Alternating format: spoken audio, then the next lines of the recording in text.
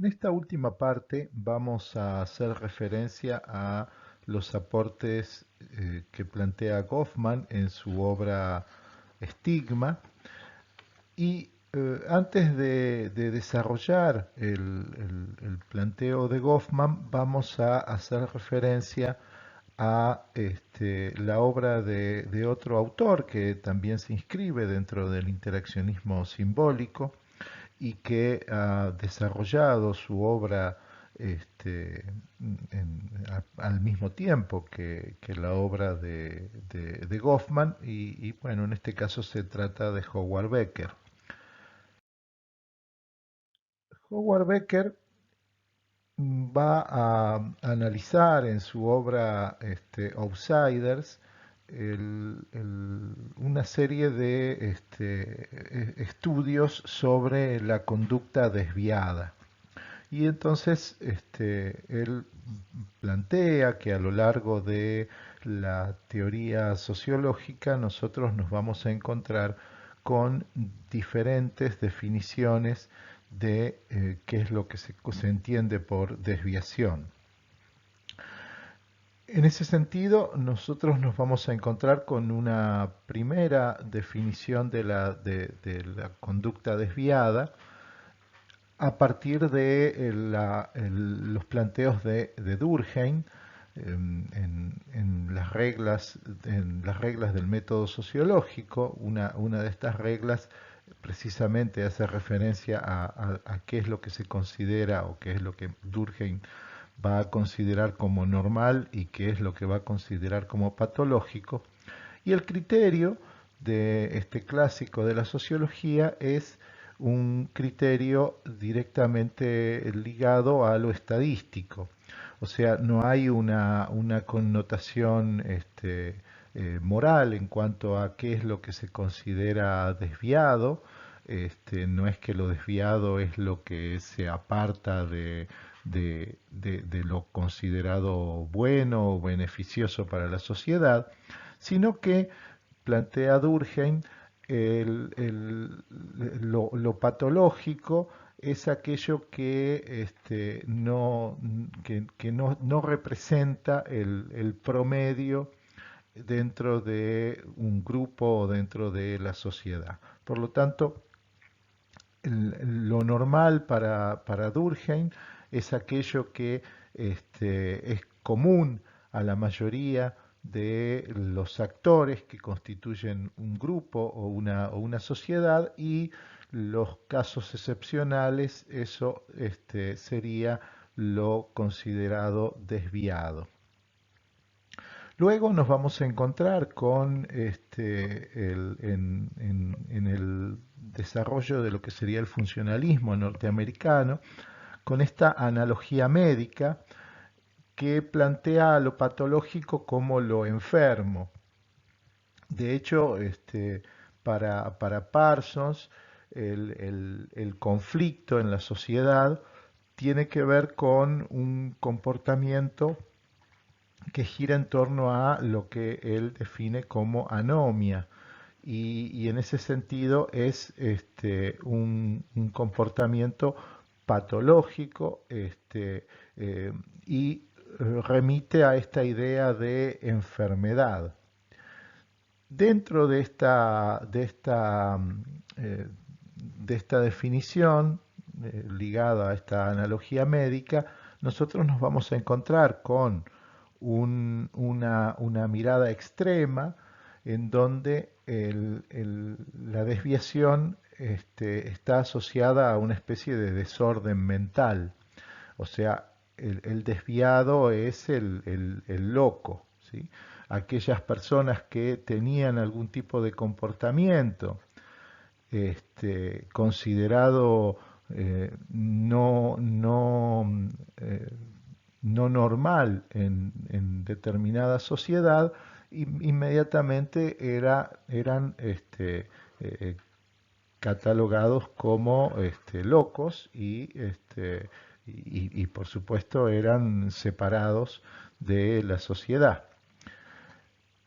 Una visión menos estricta de esta misma analogía nos habla de ciertos rasgos funcionales y disfuncionales. Y en ese sentido, la desviación tiene que ver con algunos comportamientos que se alejan de la estabilidad y del orden que la sociedad debe poder mantener. En ese sentido, para Parsons, por ejemplo, cierto nivel de conflicto es aceptable dentro de la sociedad, incluso eh, eh, siguiendo la analogía de Durkheim, cierto nivel de conflicto es beneficioso para la sociedad en tanto recuerda lo valioso del orden que está puesto en peligro. Y nosotros podemos ver, por ejemplo, en el caso de Merton, cómo en algunos casos la sociedad o la estructura social genera algún tipo de comportamiento que puede ser definido como patológico o como anómico. En el ejemplo de Merton, cuando la estructura social fija fuertemente las metas y no tiene la misma energía para defender los caminos institucionalizados o las normas para llegar a esas metas, nosotros nos encontramos con que se genera un modo de comportamiento que Merton llama innovación, en donde las personas, con tal de llegar a los fines, no respetan las normas o los caminos institucionalizados, generando una conducta desviada. Para el interaccionismo simbólico, y esta es la tercera definición que analiza Becker, el comportamiento desviado es etiquetado de este modo a partir de la interacción entre todos los involucrados en determinada situación. Todos los actores que están presentes en la situación contribuyen a definir esa situación como el marco en el que se da determinada conducta que es considerada desviada. En ese sentido, la desviación no tiene que ver con el comportamiento en sí mismo, sino que surge de la interacción entre la persona que actúa y aquellos que responden a su accionar. Becker plantea cómo se da este proceso que nos remite en cierto modo a aquellas premisas del interaccionismo simbólico. Dice Becker, los grupos sociales establecen normas y las aplican, definen qué constituye una desviación de esa norma y en consecuencia etiquetan a los marginales como tales. Es desviado el que ha sido exitosamente etiquetado como tal. Por lo tanto, un comportamiento en sí mismo no define una conducta como desviada. Tenemos que vincular ese comportamiento a el grupo social, las normas que ese grupo pone en juego y la eficacia en poder definir ese comportamiento que desarrolla determinada persona como un comportamiento desviado. Siguiendo esta misma idea, Goffman analiza la situación de estigma. Goffman plantea, siguiendo en cierto modo lo que hemos visto en Becker, que la sociedad establece los medios para categorizar a las personas, planteando cuáles son los atributos que que se perciben como corrientes y naturales para los miembros de cada una de esas categorías. A partir de esas categorías establecemos la identidad social de las personas y las expectativas normativas que centramos en ellos. Este estereotipo es lo que Goffman va a llamar la identidad social virtual, mientras que la identidad social real son las categorías que efectivamente le corresponden al individuo.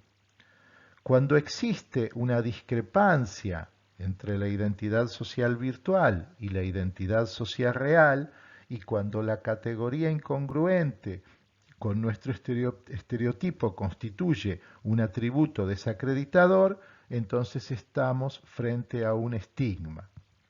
O sea que el estigma no implica un atributo, sino una relación entre atributo y estereotipo. Un atributo que en un contexto puede certificar la normalidad de la persona, en otro contexto puede generar un estigma.